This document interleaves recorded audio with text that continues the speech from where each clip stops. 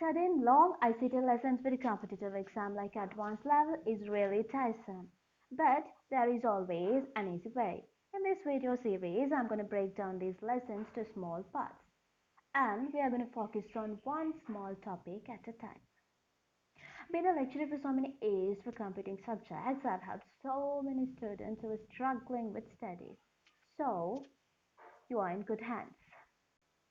If you're excited about this lesson series, give this video a thumbs up, be sure to subscribe and hit the bell icon to get notification every time I post a new video.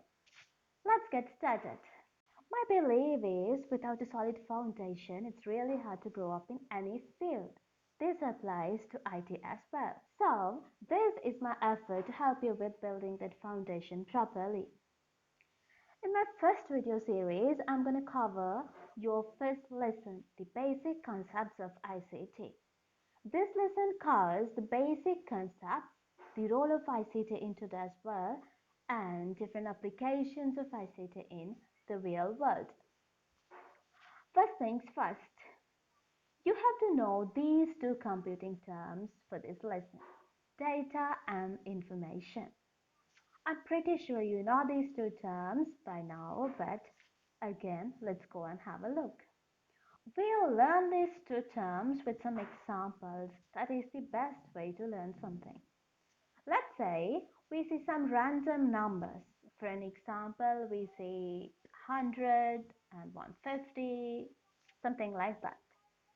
These numbers have no context, just some raw facts. We call these type of raw facts as data. Then later on, let's say we understand these numbers have a meaning. For an example, let's say these numbers are Frank's blood pressure readings. Frank is a random person that I made up. The data now has a meaning. They are Frank's blood pressure readings. Let's say 150 over 100, something like that. This will turn the data into information. So data didn't have a particular meaning, just some random facts. But this information now has a proper meaning. So basically, data refers to raw facts and figures which does not have a particular context. In this case, data is a number. Other than numbers, data can be like anything. It can be a character, a symbol, a text, a sound, an audio clip, a video, picture, or even a sense. So we are going to learn about these data forms in detail in your next lesson. So we'll skip this for now. So according to our example, we take data and give a particular meaning to that data, and we call it as information. So information is data that has been processed most probably by a computer, and it has a context, a background. So this is a very simple example for data and information. Moving on to the next topic, our next topic is data processing system. As you can see, there are three stages of data processing system: data, processing, and information. We have already learned something about data and information. We have to know what this processing means. We'll start from the beginning. Data is given to a system as inputs. Then we process them and we get information as output.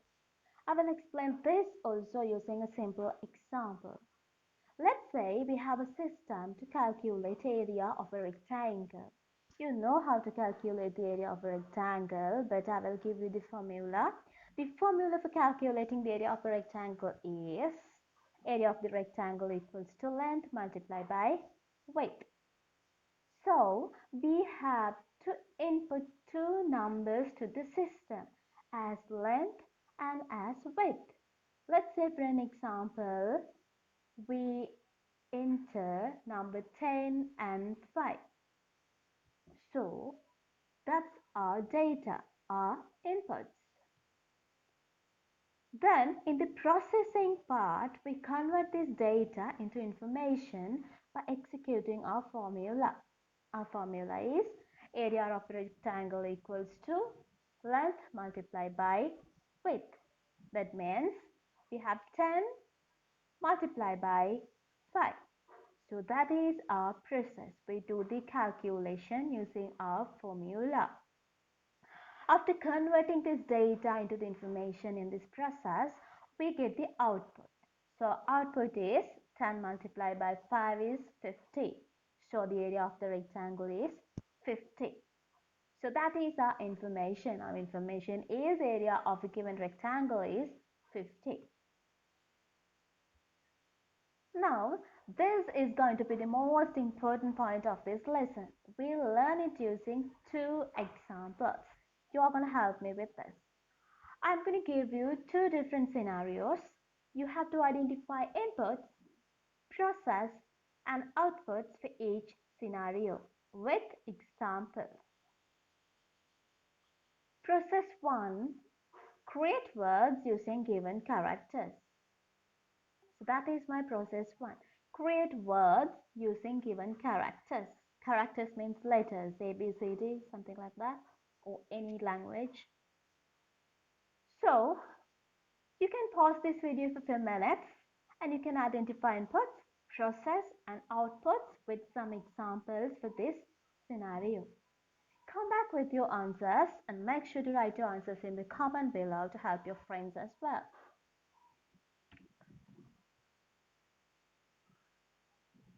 Alright, let's check your answers. So, the process 1 is creating words using given characters. When you read the question, you can understand that our process is to create words. The final output should be words.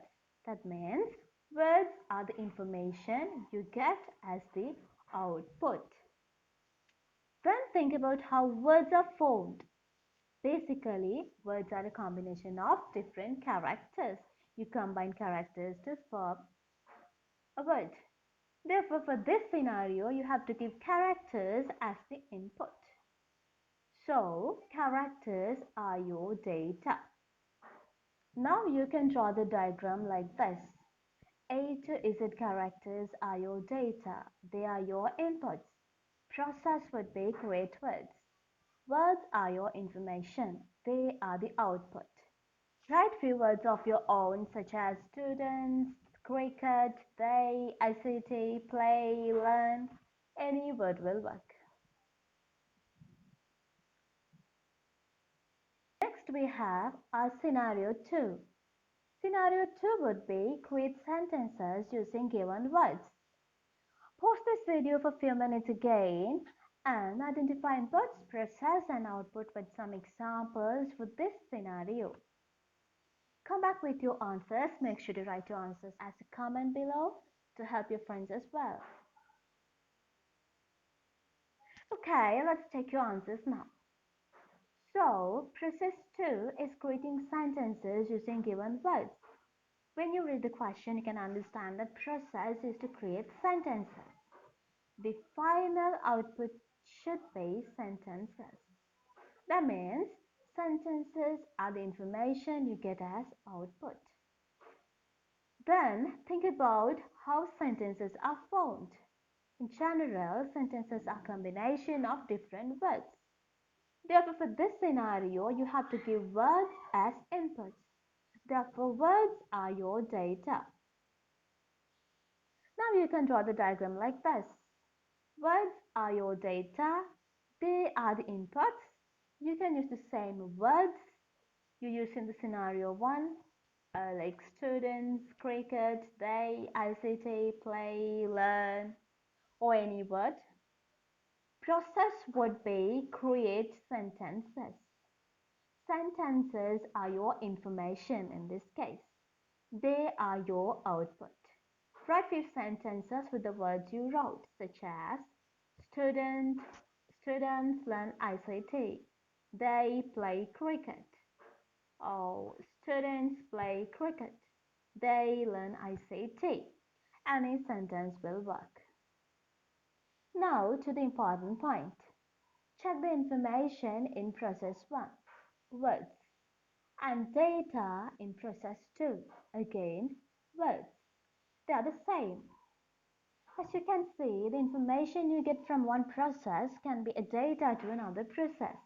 Therefore, always keep in mind that the data and information should be identified for each process, not as a general term. It always depends on the inputs and outputs of each process. So, this is my important note for the today's lesson. Although this information is an output of a process, the same information would be a data to another process. Therefore, data and information should be identified clearly by examining inputs and outputs for a particular process. Alright, this is the end of the part 1 of this lesson series. If you're excited about this lesson series, give this video a thumbs up. If you have any questions or suggestions, comment below. Be sure to subscribe and hit the bell icon to get notification every time I post a new video.